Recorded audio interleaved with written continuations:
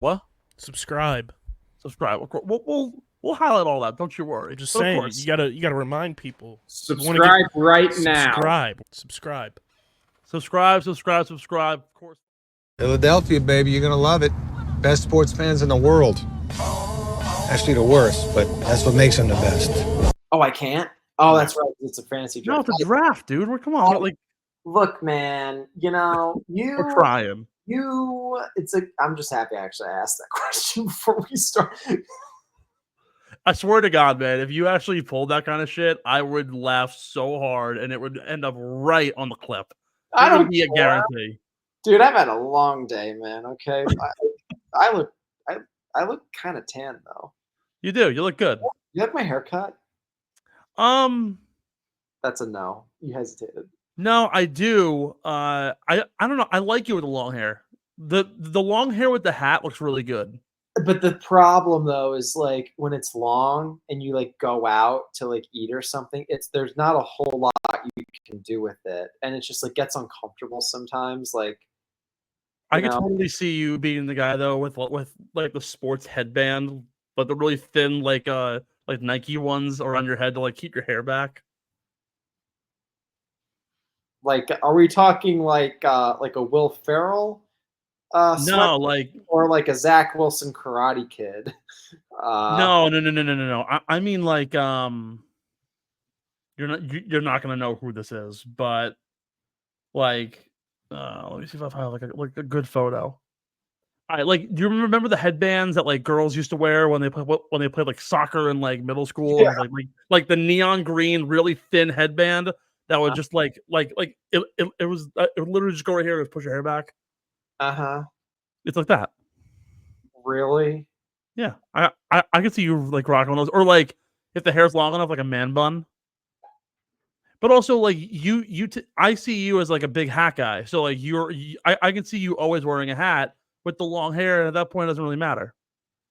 Yeah, but if I'm at the day when I'm rich and famous one day, With, like with your goldfish Connor.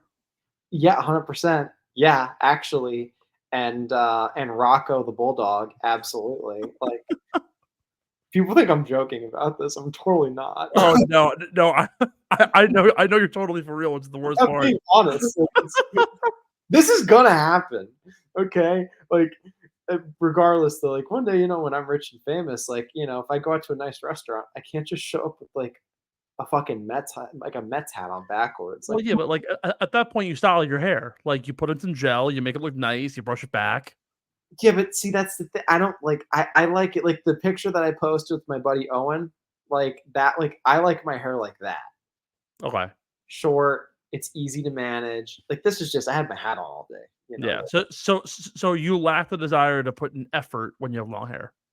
Because I'm the same way. Like I had long hair during COVID, and I was like, the Here's minute I got a job in corporate America, I was like, I gotta shave this hair because it looks terrible, and I do not keep it.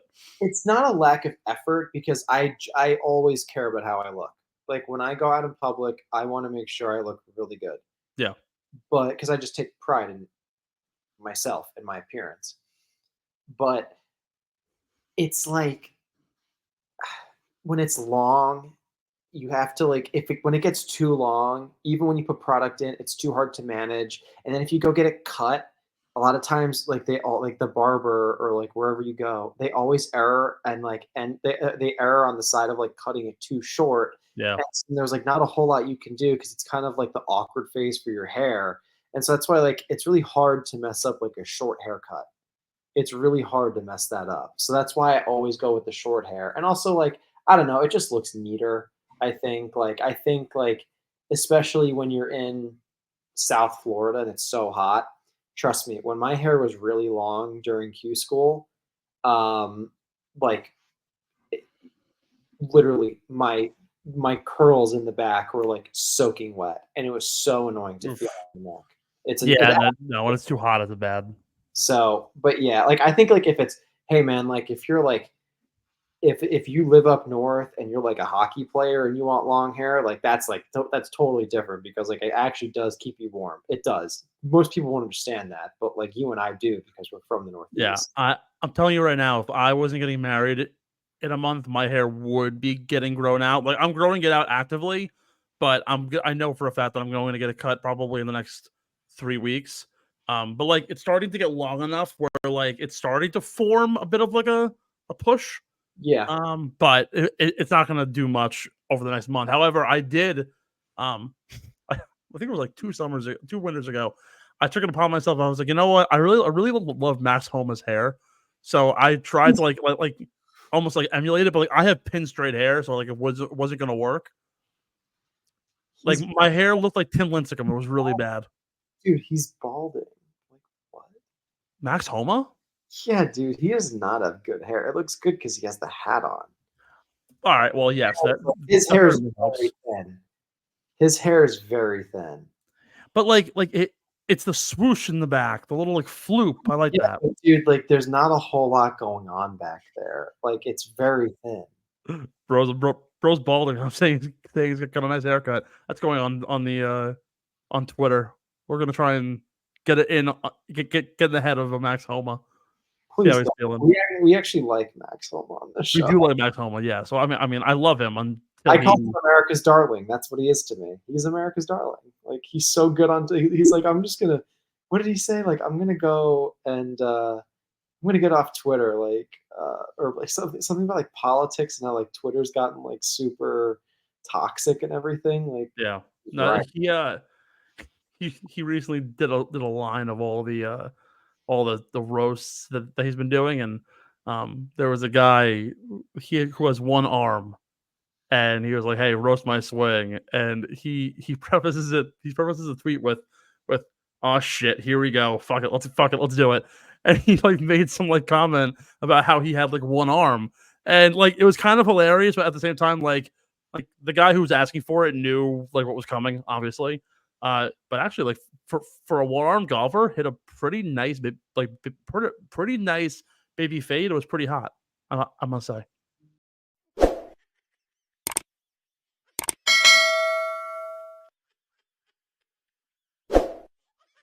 Get in the Hole is brought to you by PHI Apparel Company, our incredible merch partners. PHI Apparel Co. provides unique designs and high-quality clothing from t-shirts to hoodies for every golfer around. With their original designs for all, there's no doubt you'll stand out on the course, the driving range, or at the 19th hole. Go to phiapparel.co and use code UNDERGROUND at checkout for 10% off any order. That's code UNDERGROUND at phiapparel.co and grab exclusive Get in the Hole podcast merch and support your favorite golfers.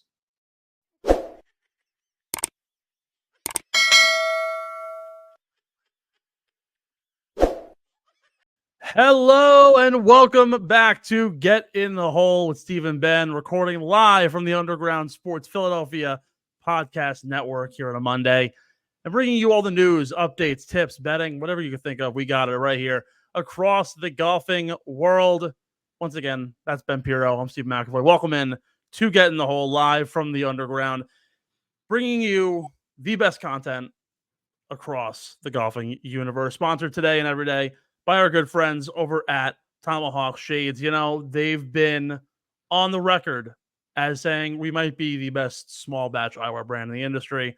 I tend to agree. They have everything from blue light glasses to prescription lenses to ski goggles to now even their own golf line of apparel, including the very first brand new two-tone golf flag hat.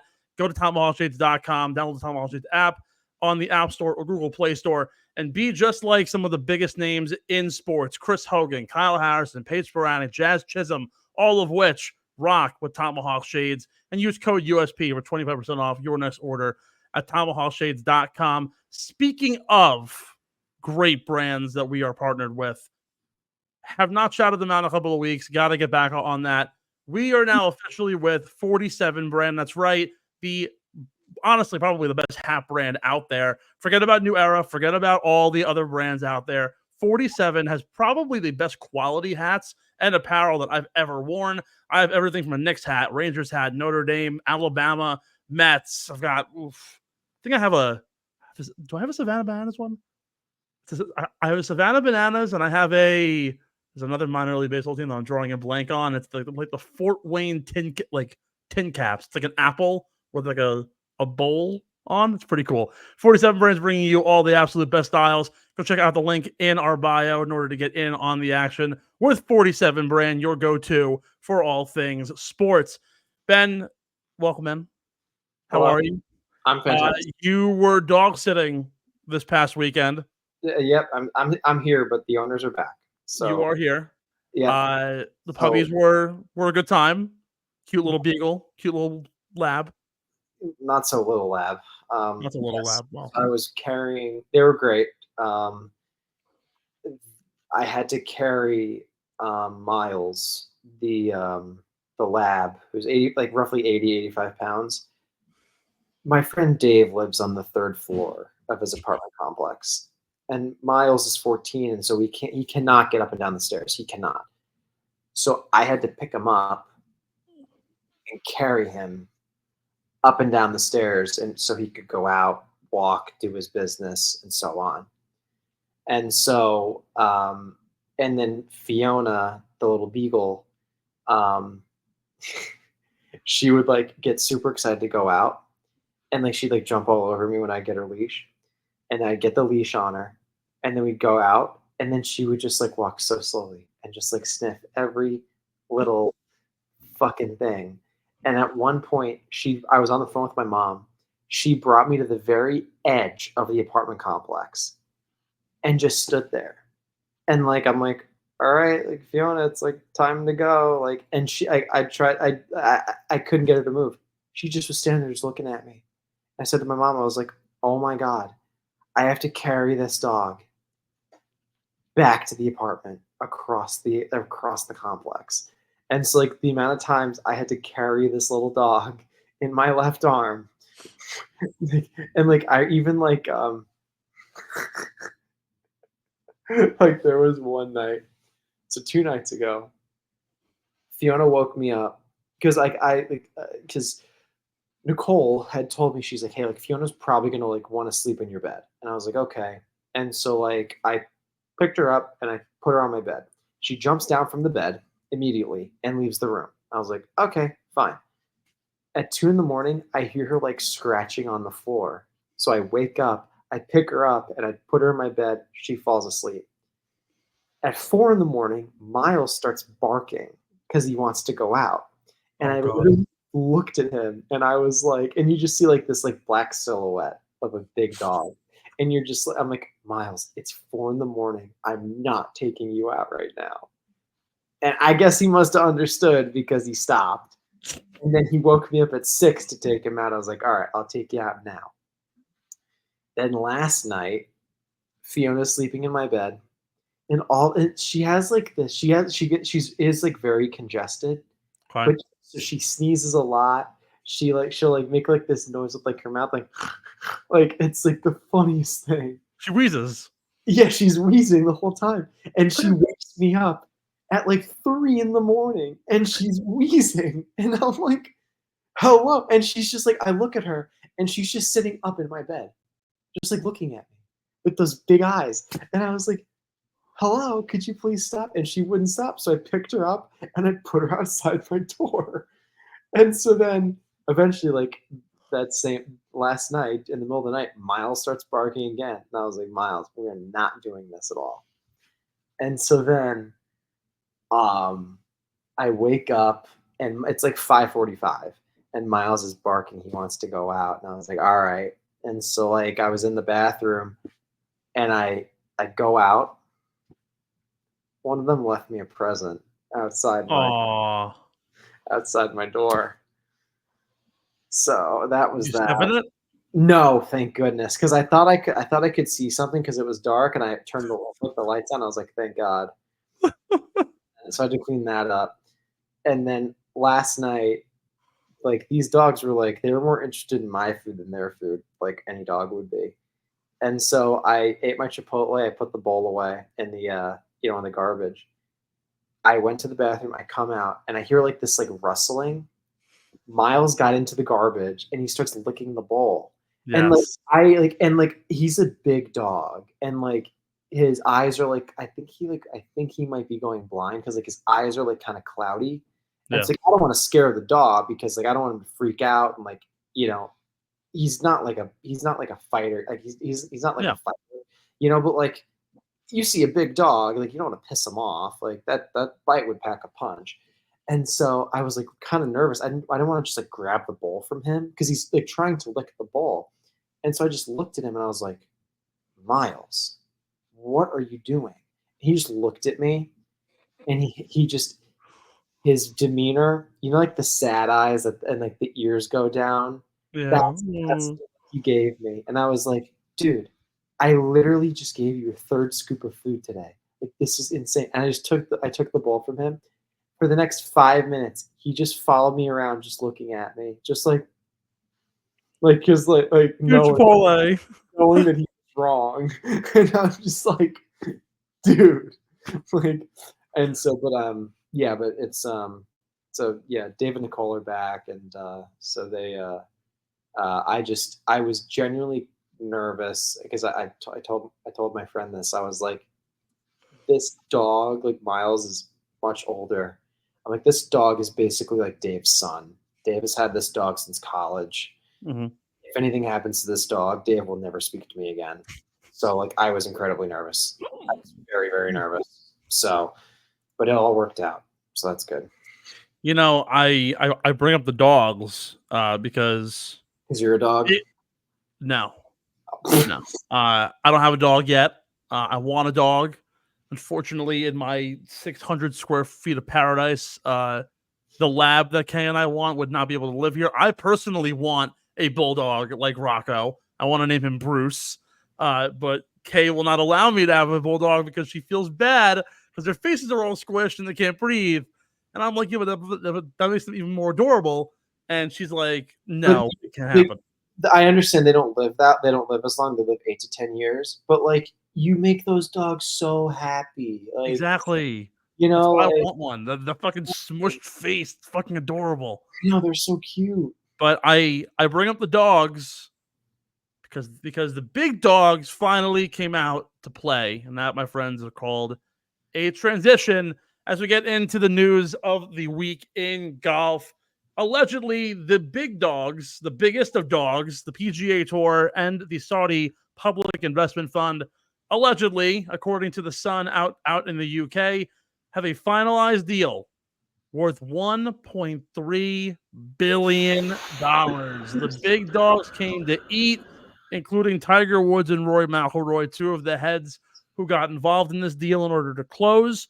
Allegedly had a huge say in this. Not only did Jay Monahan have involvement, with the framework agreement, LIVGolf would play their events under the PGA Tour umbrella, and the PIF would receive an 11% stake in the PGA Tour, as well as they would give their funds on top of the strategic sports group that invested back in August to provide higher purses to the PGA Tour. And then, of course, PGA Tour enterprises that are ran by, of course, everyone's favorite oligarch, Jay Monahan, will commence as soon as possible. Now, none of this is all set in stone. It's only allegedly come out by the Sun. Only one report has brought this up. There's been no corroborating reports. We don't know any other news on it.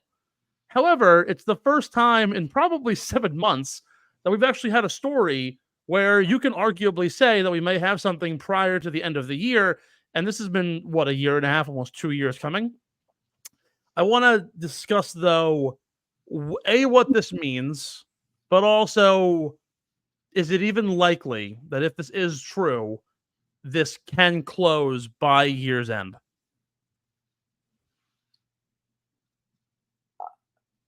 I guess, okay, it's November 4th right now. We have roughly just under 2 months. If this is true, if the alleged deal is true, I do believe that this could be finalized prior to January 1st.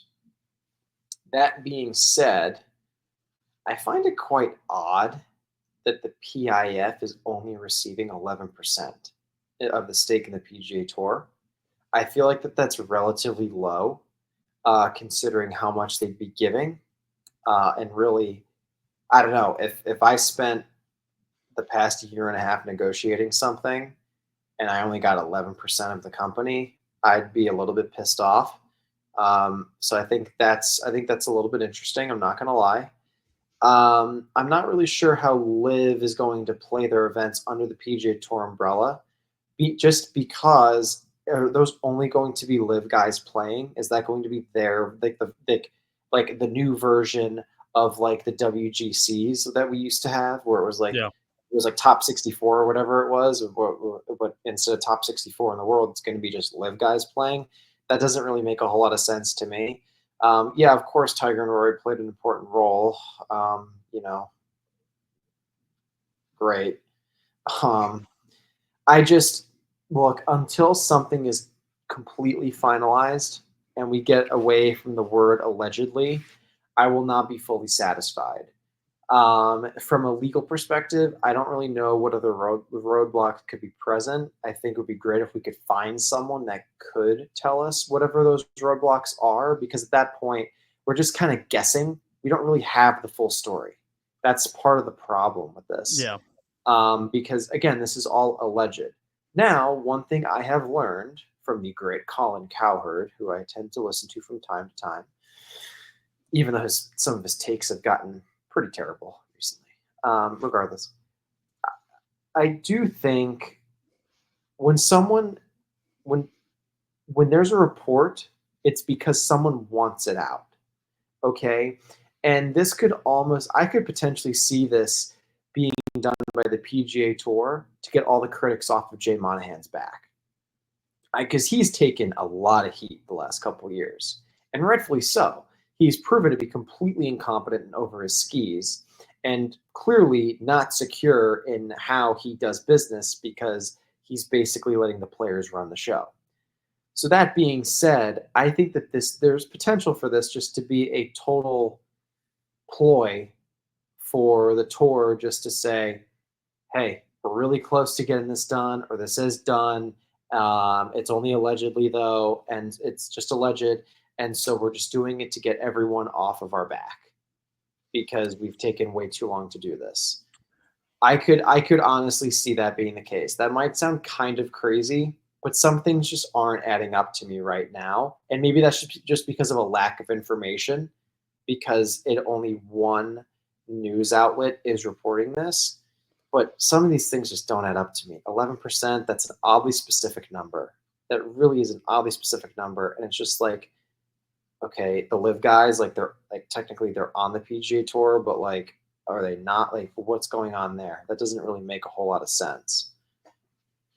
So actually, an article was released about 5 hours ago by Bob Harrick of Sports Illustrated that kind of detailed a little more on what's going on with the situation. So to kind of put this into perspective, Tiger Woods hasn't said anything to anybody since he missed the cut at the Open Championship in July. Hasn't said a word to anybody. Rory McIlroy has obviously given comments, but hasn't said anything in particular to this, but has mentioned multiple times that he's upset with the way negotiations have been going. Jay Monahan has clearly taken a back seat to this. Although Monahan was in Riyadh, Saudi Arabia this past weekend talking to Yasir Al-Rumayyan, who apparently is scheduling a press conference for early next week to go over what might very well be an agreement. What's interesting, though, about all of this is that there's two things that I want to focus in on, one of which is the actual deal and the other being the roadblocks that are going to ensue. So Monahan was in Riyadh viewing the Aramco Team Series, which is the women's event, a part of the LPGA Tour. Sports Illustrated had confirmed that not only was Monahan there, but also other tour officials attended the annual Future Investment Initiative, which is annually run by the PIF. So they were in attendance. At that conference, Al-Rumayyan announced the PIF said to be worth more than $720 million, but shift future investment to domestic initiatives and no longer invest in foreign entities. A little bit interesting. However, the interesting thing, though, with this is that this agreement that people have been forgetting is between the PGA Tour and the PIF. Nothing about LIVGolf is within this agreement. So LIVGolf will still exist. It will still be the players who are a part of it. It'll basically almost function as a as a byproduct of the PGA Tour, the DP World Tour, the PGA Latin America's Tour, the Asian Tour, whatever you want to call it. It's going to basically just be another tour under this umbrella that happens to have a different or a whole different guideline and ideology that exists within the golf ecosystem. There's also the reason for the 11% is because allegedly the PIF is also getting involved a lot in PGA Enterprises, which was released back in August when the SSG jumped on. They're apparently investing about $1.5 billion, which the 11% ownership stake, which basically is exactly the amount of money that they're going to put in to the PGA Enterprises as a whole. So really, they're kind of getting their money back. Not to mention, the PIF doesn't even really need the money. They have trillions of dollars in their arsenal. They're also going to get 2 seats on the PGA Tour board, which includes its own spot as a chairman, which does track with the original agreement that happened all the way, listen to this, June 6th, 2023. So there is certain parameters that are going on. Now, how does this work in the future? Let's just say hypothetically a deal is in place, right? PGA Tour Enterprises launches as of August. The PIF is officially involved. $1.5 billion goes into that. 11% stake in the tour will basically net them the money back. However, the PIF has said that they're not going to give any more money to foreign entities. They're going to focus in on investing in public initiatives domestically. Okay, so they're not going to do anything else with the PGA Tour. They might give a little more money for purses and whatnot, but this also creates a problem. The Department of Justice and the antitrust lawsuits that are going to come out of this are going to end up putting the PGA Tour at a major handicap, most likely. And I would love to get a lawyer on to talk more about this. But from my limited knowledge of antitrust laws through A, business law classes, and B, my history minor, can at least tell me that the problem is that there's already a monopoly in golf, which happens on the PGA Tour. While they have independent contractors as their players, that's the reason why they're allowed to operate the way they are. LIVGolf, being a whole separate entity, would now fall under the PGA Tour's moniker, which is the equivalent, let's just say, of a SeatGeek or a Vivid Seats joining with Ticketmaster to become a subsidiary partner, or StubHub joining Ticketmaster. All of a sudden now, yes, you have that competitive advantage and the monopoly that's in place. So you're going to have multiple antitrust lawsuits from a bunch of different agencies across the federal government that are going to look into this. On top of the idea that the DOJ, who knows what the Saudi Arabians do, and what we've been talking about for years, are going to want to get involved and say, hey, why are we investing in foreign entities like the Saudi Arabian Public Investment Fund that has been known to basically derive all of their power from fear and domestic, not domestic, foreign, quote-unquote, war crimes, I guess you can almost say. So there's going to be question marks. Those are the 2 premier ones that I think are going to be really interesting. And honestly, nothing's going to happen. The best way that I was thinking about this before the show was that like NIL in college sports is kind of happening and going through its same sort of progression. There is no competition from anybody. The schools, you can argue, are competing, but there's no labor unions involved or anything. And so there's antitrust suits against the NCAA that are currently enacted in federal government circles, but nothing's going to happen because it's been 3 years now or 4 years now going on of NIL in sports. And while there's 7 lawsuits out, none of which have been touched by the Senate or Congress, probably because there's more important things to be done, particularly now in an election year. And I don't see Kamala Harris or Donald Trump bringing it up on their presidential ticket. I don't think anybody cares about what's going on. So if an agreement comes to play, might not happen in 1, 2, 3, 4 years from now until they finally get around to it and kind of figure it out. Hey, is there an antitrust suit here or not? We'll dig more into that as we get more details on it. But at the very least, though, for the first time in a long time, there's actually something that is concrete and evident that we may actually have news.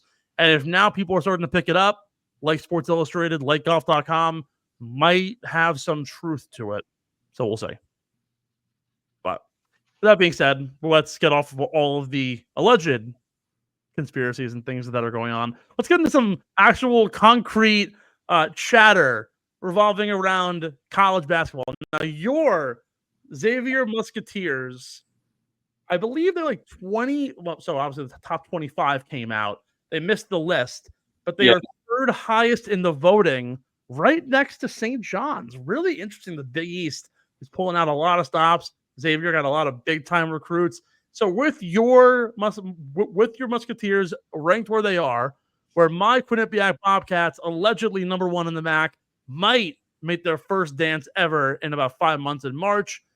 Let's get into a little bit of drafting. Just so everybody's clear, at the time of this recording, it's 9:24 p.m. Xavier is beating Texas Southern 62-55. Oh, who cares? It's Texas Southern. I do. Oh, okay.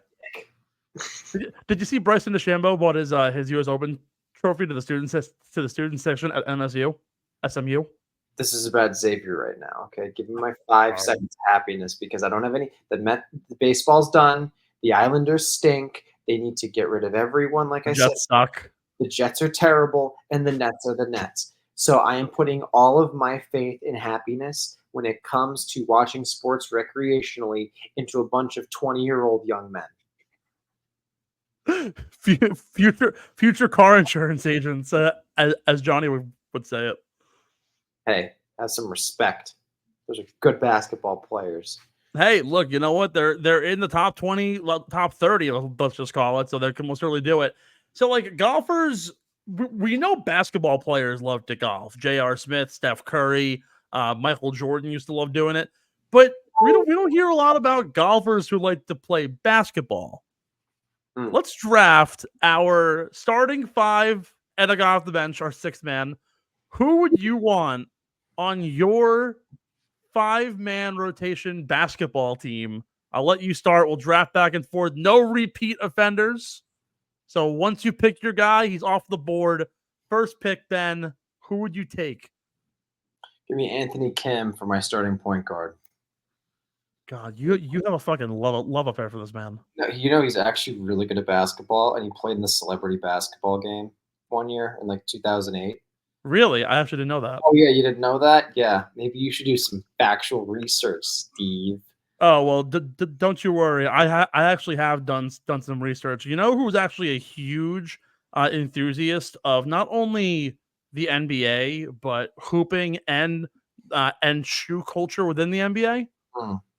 Tony Finau. At 6'4", my starting 3-man, gonna absolutely light shit up. Tony Finau. Your second pick? All right, for my I'm gonna go with someone who is a stud on the course. He's a good guy off the course, but and some might even say he's a convict. He will dominate Tony Finau any day of the week on the basketball court. Scotty Scheffler. You know, actually, Scotty was going to be my sixth man off the bench had you not taken him. I'm going to go though. My starting shooting guard, someone who surprisingly is actually a very good athlete, is local to you and I, is ahead of the Musketeers in the Big East preseason standings. He was known to play pretty damn good at Bethpage, but also was hooping and down to Carnesecca pretty often. Keegan Bradley would be a sneaky good shooting guard, I feel. Interesting. Okay. We're getting funky with that one. Well, I'm about to see. Here's the thing. I'm about to blow your doors off now. My power forward is going to be Gary Woodland. Wait, hold on. I actually love that. That's great. All right. Well, you do realize he played college basketball, right? What? You didn't know that? Yeah, no. Some Division II school. Yeah, and then he went to Kentucky and Kansas. I think he went to and then he played golf at Kansas. I'm pretty sure he played Division II basketball. Bro, that's freaking insane. I fucking love it. Actually, do you know? I mean, it's not the same, but do you remember Jeff Samardzija?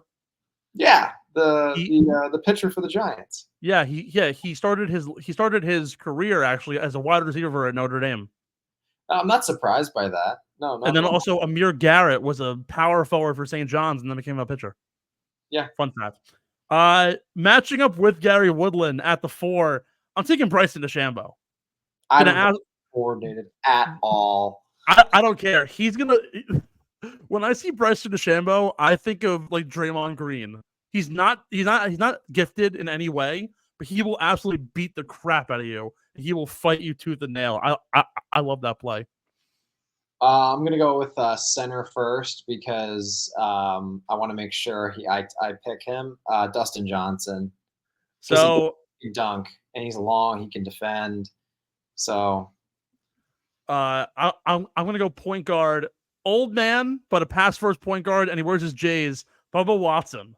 I think like sneaky good pass first point guard. He looks like the guy that would literally twist his ankle like by tripping over his own ankles.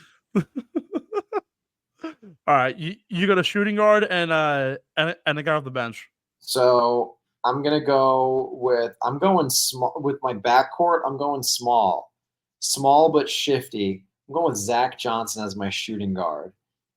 For all accounts, Zach is Zach will literally drop his shoulder down and will bulldoze people. I've heard it from very reputable sources. He's very rough on the basketball court. I think honestly, like I have the perfect, as for my starting five, I have the perfect mixture of size and shiftiness. I would say, I'm pretty close. I'm a little bit small. Not small. I'm a little like thin. Like Finau's thin. He gets kind of thin, but like Bryson makes up for it on the size. Bubba's not gonna do anything crazy. He's gonna dribble drive, do his thing. I'm gonna save my center because you have no idea who I'm gonna take here. Do you ever see guys who like they don't look athletic, but they can like definitely splash it from deep? I'm gonna go. I'm between Harris English and Sam Burns as my sixth man off the bench. Both went to SEC schools. Both can ball. I'm gonna go Harris English, like a sneaky corner 3 threat. Okay, that's interesting. Who's your final pick? All right, for my bench, I'm gonna go with Max Homa. He's my sixth man off the bench, basically like my second point guard. He's kind of like my Lou Williams. I just feel like he's deadly from deep. He can break ankles in the mid-range game too. And like if you need him to come off the bench and give you 20 and 5, I think he can do that. And besides, he's from LA. They're all good at basketball. Like if you're from LA, you're gonna be good at basketball. Yeah, it's just kind of like if you're from New York, you're gonna grow up playing baseball to some degree, like or lacrosse, like one of those two. Or basketball if you're from Harlem. But yeah, but yeah. Who's your starting center? You weren't ready for this one. All right, he's skinny, but he's the tallest player in the history of the PGA Tour.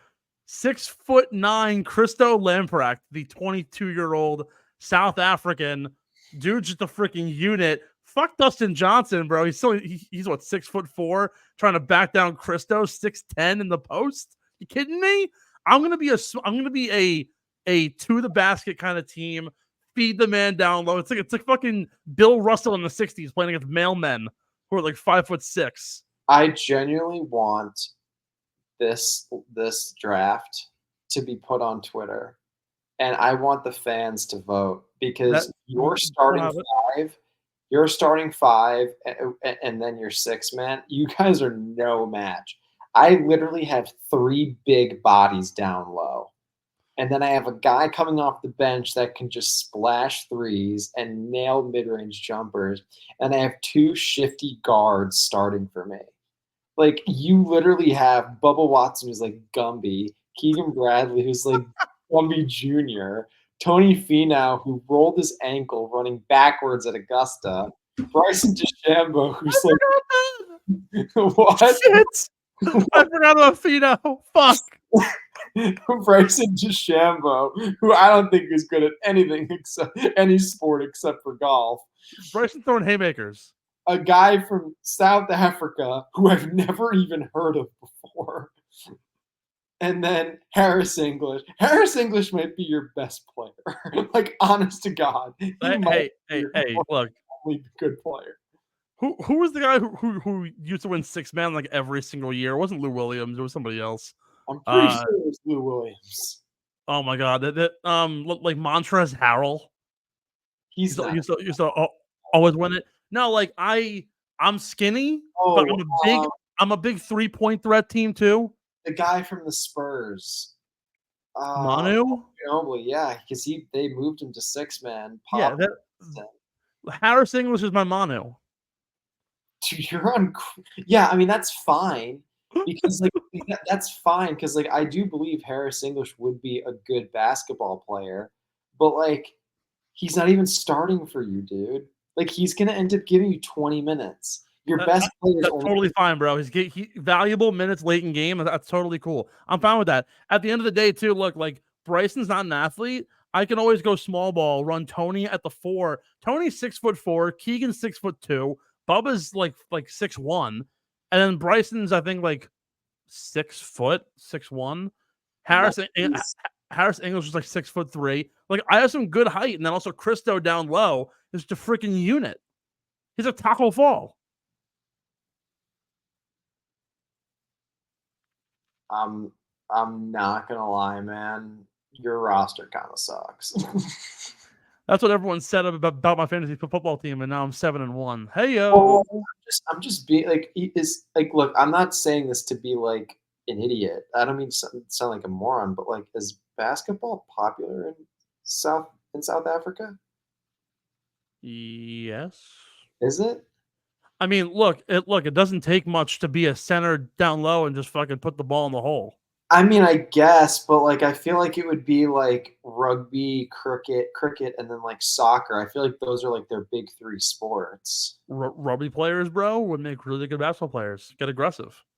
Yeah, but he's a golfer. Real question. I just thought about this. Putting the ball in the hole. Are good putters could being a good putter translate to good basketball play because you know how to get the ball in the hole?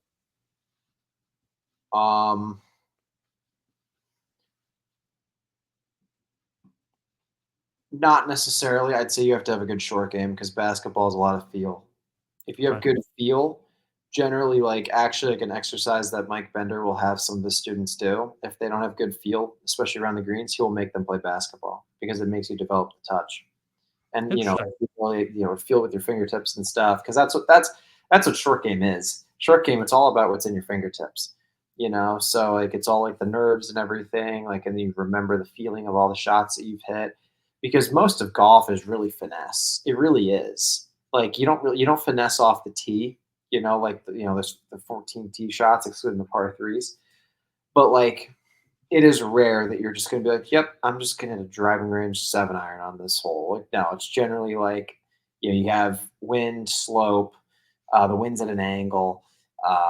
You got to be able to judge like going up and then over a slope and all that stuff. Like there's so much feel involved. I mean, I would venture to say golf is probably 80% feel overall.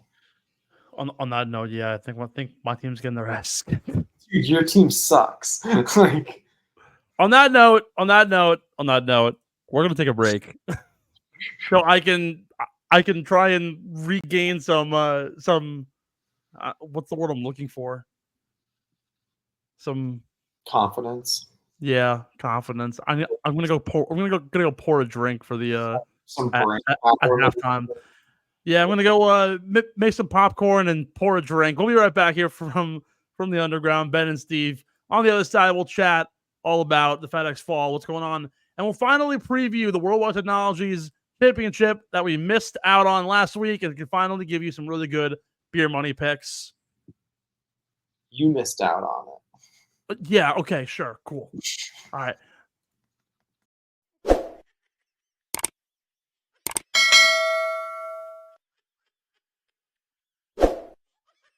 What's going on, everybody? This episode of the Get in the Hole podcast is brought to you by our friends over at Acorn Hills. And as the great Ralph Waldo Emerson once said, the creation of 1,000 forests is in one acorn. Acorn Hills Company would like to add, it is what one does with that acorn that creates a better tomorrow, to the end of that quote. Nate, amazing guy. It was awesome meeting Nate when we first brought Acorn Hills on board and they got on board with us. the founder of Acorn Hills, puts ink to the paper of this story with a vision he saw for a better tomorrow through clothing. As an outdoorsman himself, Nate set out to combine his two passions, looking good and the great outdoors, whatever that activity may be, by providing things such as biodegradable packaging and plantable clothing tags, which, if you haven't heard, are basically the coolest idea ever. We pay homage to our Acorn logo by practicing what we preach. Along with this, Acorn Hills focuses on giving back to its community by taking the initiative to help revitalize forests and areas of land that fill this great place we call Earth. With a percentage of sales donated to charities and organizations such as the National Forest Foundation and others that align with these goals, we create this better tomorrow. People have asked, why choose clothing? It's simple, really. When you look good, you feel good, and when you feel good, you do good. We just help you get there. Although Nate may have been alone when he started this, our roots now run very deep. You'll never look at acorns the same way again, huh? You're welcome. You guys can go to acornhillsco.com. Check out all the awesome apparel and merchandise they have available to you. And when you go to checkout, use code GITH15. That's GITH15 for 15% off your next order from our friends at Acorn Hills. And look your best from the ground up. Now, let's get back into the episode.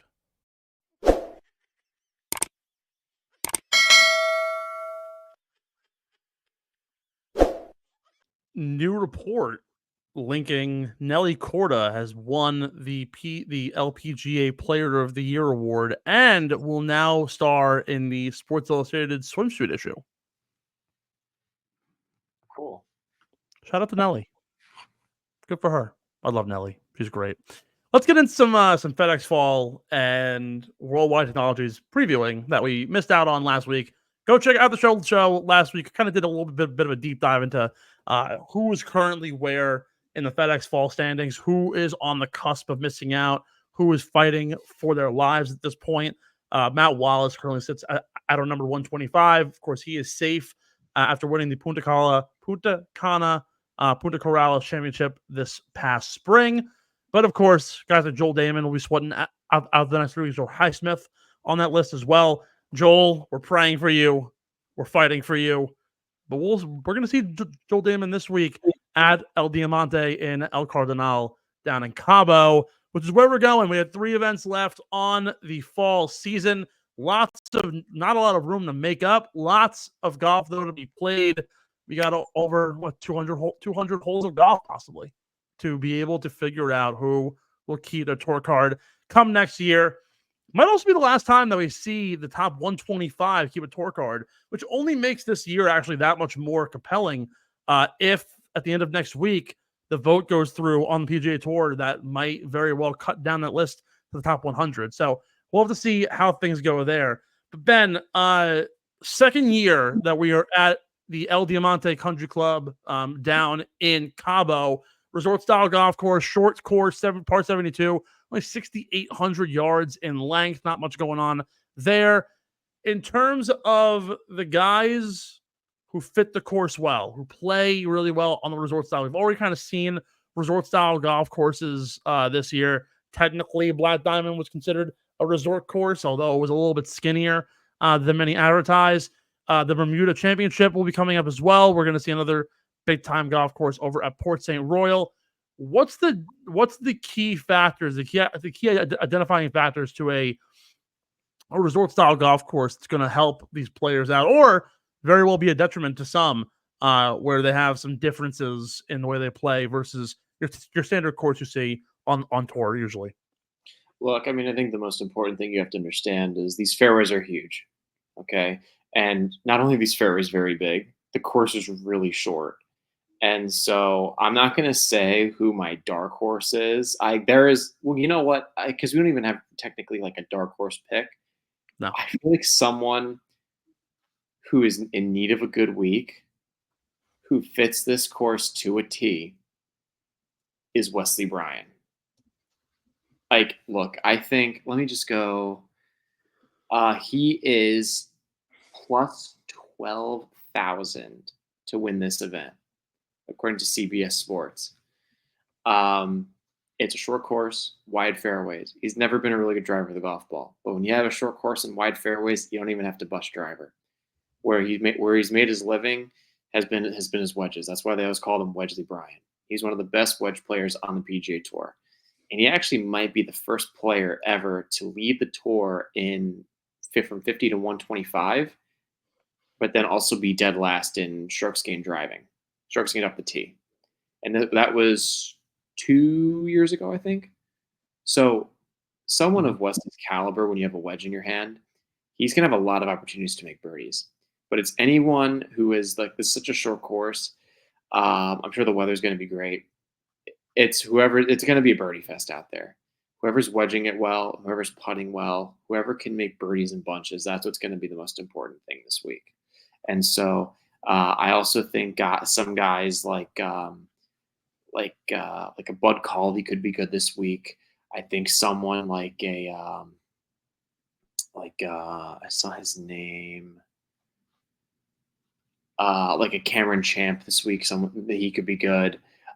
There's a lot of interesting plays this week, and a course like this, it really makes the ability for someone to win. It's much more expansive now because of the layout and because of the course conditions and because of what this course is going to lend itself to. So there are a lot of different possibilities with this event, and I think it's going to be very interesting to see what happens.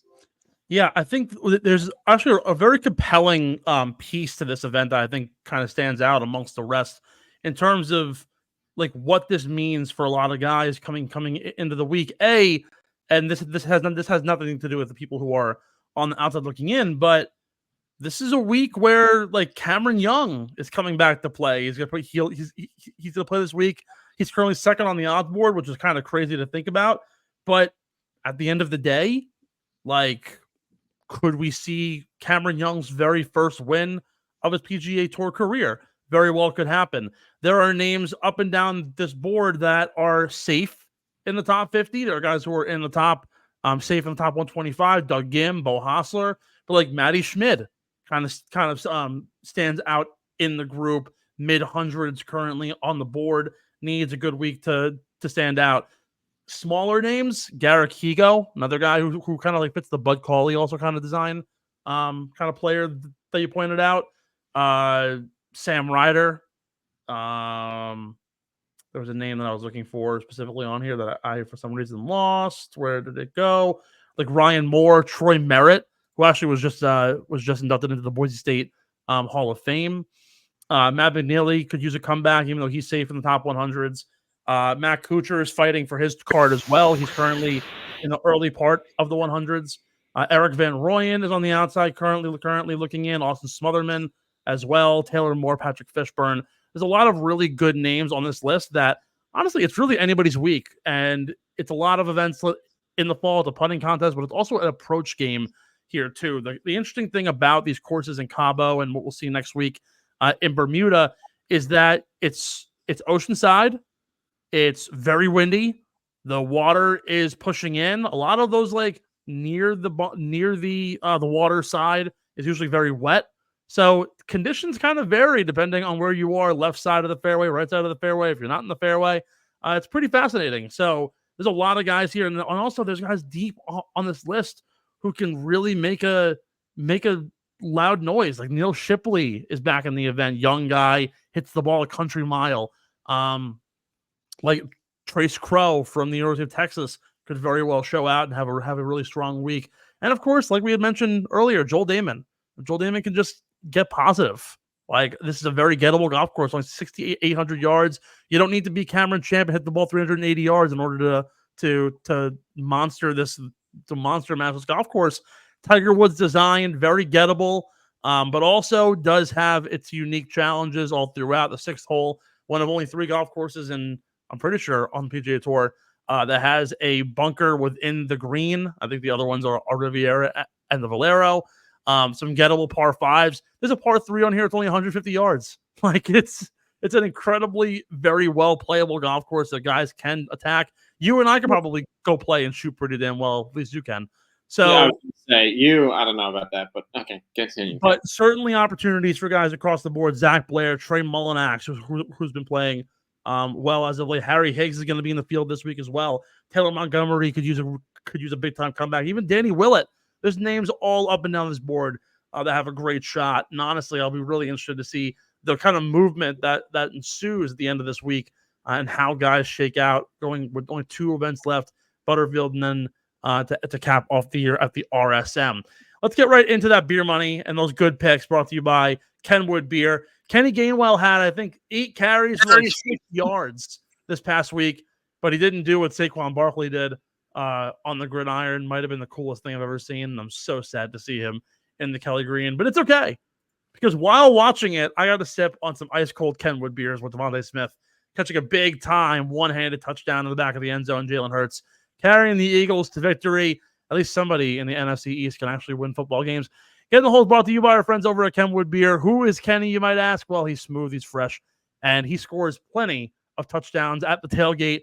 Robert De Niro says it's fucking amazing. That just means one thing. You got to have more Kenwood. I don't know if you saw De Niro at the tailgate. It was pretty cool. It's pretty cool. I'm exhausted. Can we please get into this? I'm sorry. Head to KenwoodBeer.com. Use the Kenny Tracker to find where you can get your hands on ice cold and refreshing Kenwood beer from your favorite liquor stores in the Pennsylvania, New Jersey, Maryland, and now Delaware areas, as well as the Wells Fargo Center and beyond. Must be 21 years or older to do so. And of course, please drink responsibly. We jump in to the deep end, top 20 at the Worldwide Technologies Championship. Ben, kick it off. All right, so I'm gonna go my top 20. Oh gosh, do I want to go with the surefire? Do I want to take a little bit of a risk? You know what? I'll take a little bit of a risk. I like Charlie Hoffman for my top 20. I think his overall game. Look, this is a guy that competed in majors at a very high level for a long time. Okay, and he got up to it. He had a very good finish earlier this year. I believe it was at the Waste Management. He almost won, and he had a battle with skin cancer, which it looks like, which is incredibly scary. It's great to see him back playing because he truly is he's one of the true good guys in the game of golf, and it's great to see him back playing on a full-time basis. And so that being said, I like Charlie Hoffman, just his overall game, the way he attacks courses. And if you can compete at Augusta National, or you can compete at an environment like the Waste Management Phoenix Open, you can compete here. And so I truly believe he could finish top 20 and have a pretty good week. Top 20 for me. I'm going to ride a hot hand. Had a really good week at the end of the Black Desert and has played pretty well and inspiring golf as of late. I'm going to go with Michael Kim for a top 20. Also has been really good on the Twitter handle as of late. Love Michael Kim here. Does not need to overpower this golf course, but has been putting it really well. Had a final round 62 a couple weeks ago. Top 10, who you got? Top 10, I'm going to go with someone who can play a little bit of a risk-reward game this week. He's pretty long off the tee, but it's a shorter golf course with wider fairways. I think this kind of fits his game well. He's almost like a boomer bust kind of play, and he's kind of a boomer bust kind of player because he has so much physical talent. People for a long time believed he could be potentially like one of the next bright superstars, and it didn't work out that way. But that being said, boomer bust potential on a course where there's going to be a lot of birdie opportunities. I'm going to go with Johnny Vegas for top 10. Ooh, I actually love that play, and I'm actually riding that with you with Johnny Vegas with somewhere else. I'm going to take Nate Lashley for a top 10. He finished top 10 here last year. He flourishes at Birdie Fest courses. He's played well Punta Cana in the past. The Rocket Mortgage, he's finished 20 under in both of those. I also think he finished top 16, T16 at the Zozo last week. So I like Nate Lashley here for another really good performance at El Cardinal. Top 5, who you got? I'm pretty surprised this guy is as far down the odds boards as he is, because Vegas was very bullish on him at the start of the fall swing. I'm going to go with Keith Mitchell for a top 5. I really think he's low on the odds boards. I don't really understand why.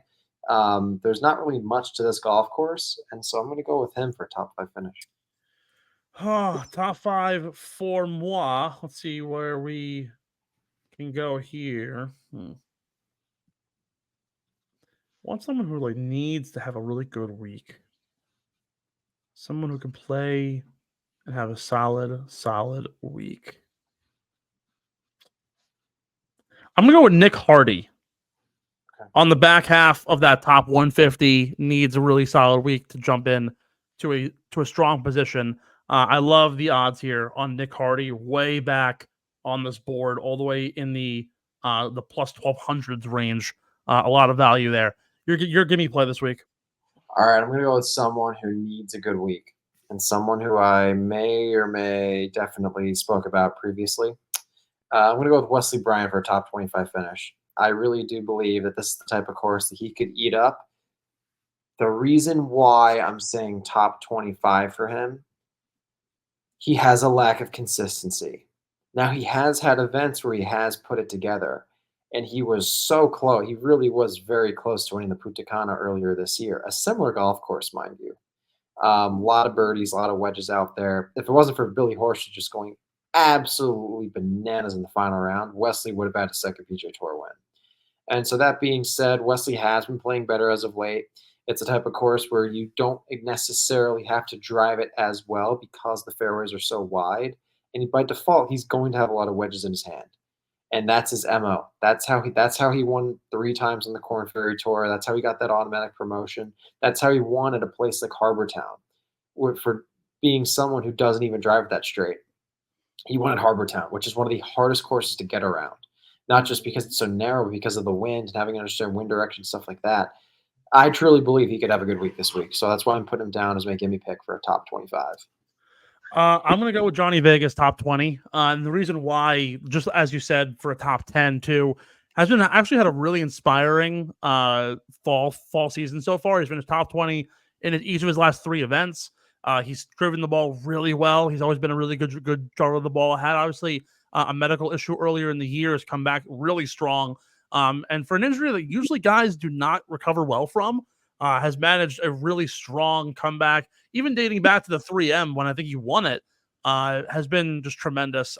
The putting is shaky when it's there, but the approach play and the ability to overpower this golf course, if he can just find greens on very hittable par 4s, he'll be able to knock in a few birdies and make up for some other mistakes on this course. Your winning pick at the Worldwide Technologies, who you got? Okay. I'm going to go with someone who I've always chuckled at, not to make fun of them, but because of what their own grandmother said about them back when they were in high school playing in the 2012 U.S. Open at the Olympic Club. This individual's grandmother basically said that her grandson was a non-athlete. We love grandmas because they're always so positive. I just put 2 so words. Honest. I went to say, I put honest and positive together, so I said positive. Positive. Because they're so honest. I think you already know where I'm going with this, Steve. I'm going with Beau Hossler to win this week at plus 2,200 odds to win. I am not touching Cameron Young with a 50-foot pole, and I hope you're not either because he has burned us so many times. I am staying away from him, so I'm going with the 3rd guy on the odds boards. I never like to go with the 1st guy unless it's Scotty Scheffler. Then it's foolproof, basically. And then the 2nd guy, sorry, I can't trust you, Cam. So, yes, Beau Hossler. So actually, I think it's really interesting. I'm not going to go with Cameron Young, and there's a lot of really good reason for that. I actually want to talk about something with Cameron Young before I get into this. In 2024, he's ranked 98th in driving accuracy at only 59% and 106th in greens and regulation percentage, which is about 66%. He's finished T22 or worse in 10 of his last 12 starts on the PGA Tour as well. He has worse overall projections, according to a model that I use, than Matt Kuchar. And that should be the biggest explanation that I have to give you for why you should not pick Cameron Young this week. I don't know what his deal is, but until he gets that first win, I'm never going to pick him ever again. I'm going to go with someone who actually has won, not here, but has won over the last 2 years, actually won basically right under the gun to get into Augusta just 2 years ago. He's a little bit down on the odds board, like 9 or 10 spots, next to another guy who has been told he's a non-athlete, Maverick Neely. I'm going to go with JJ Spawn for a big win at this golf course. The interesting thing is, and look at it from this lens, right? Well, it's a very different golf course than when he won the Valero 2 years ago. the Greg Norman design out there compared to the Tiger Woods design here, much narrower fairways, much more undulations in the overall build, but the green compositions are very, very similar. I think that's what really makes JJ Spawn shine. He's really good in his bunker play. He's really good around the green. He has that soft field, as you mentioned earlier, but he doesn't need to outdrive everyone in order to get there. The golf course is going to play shorter. He's going to be able to find the fairway, and he will be able to make a lot of really, really strong approach shots and putt his way to a big victory here. We already have one win on the year. Why can't we get a second one? I'm looking forward to big JJ Spawn with that big, thick beard. Get me a dub at WWT. It's going to be a great week for pro golf. Got a lot of stuff going on, and really looking forward to it. And Xavier just won, so yay. Against Texas Southern. I don't care. Let me have this moment. Did Quinnipiac win? Let's see. I hope they lost. They played Yale. They're alleged rivals. Nice. Well, let's see if they beat Yale. I would hope so. I think actually Yale's supposed to be pretty good. At least in the Ivy League. Let's see. Ooh, Yale's up 81-60. That's what you get for making fun of my Musketeers. Steve, Xavier has two mascots. Do you know what the other mascot is? Is it like an unofficial mascot? I wouldn't say that. I mean, like the Musketeer is like the main mascot, but like we do have an area on campus, like a restaurant on campus named after this other mascot. I don't know. And like the women's team, like they had like this mascot as like a couple of them had it as like their driver head cover. It's called the Blue Blob. The Blue Blob. Yeah. The Xavier Blue Blob. It's really cool. Oh my god. Right? How it's literally a blue blob. It's cool, right? Not as cool as the Western Kentucky mascot, the Hilltopper. Oh, that's a good one. That is a good one. I don't know what his name is. It's like a red blob. Yeah, that's literally what it is. Yeah. Yeah, big red. Yeah. Big furry red blob. Yeah, except Xavier's is like hairy.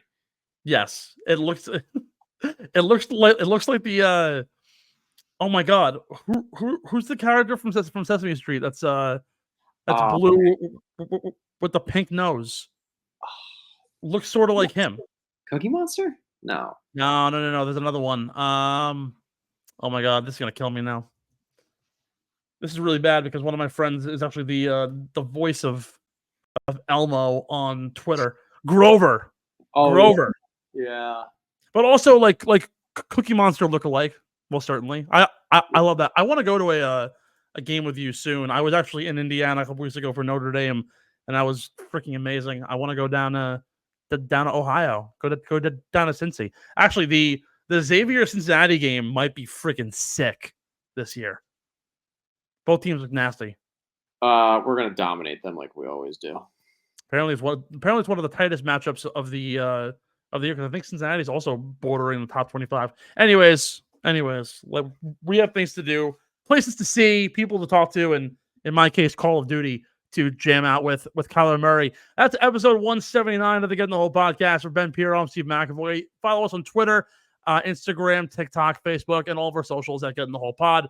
Be sure to like, subscribe, and follow us on Spotify and Apple Podcasts. Leave a review. Give us a 5-star rating and vote in our poll every single week. The engagement really helps the overall viewing. And, of course, on YouTube at Underground Sports PHI. Get us to 1,000 followers. Continue to mount us as we go and push towards 2025. All new content, all new styles, everything coming to you, and our all new branding from some of our favorite shows are coming to you from the Underground. Ben, your final point before we go.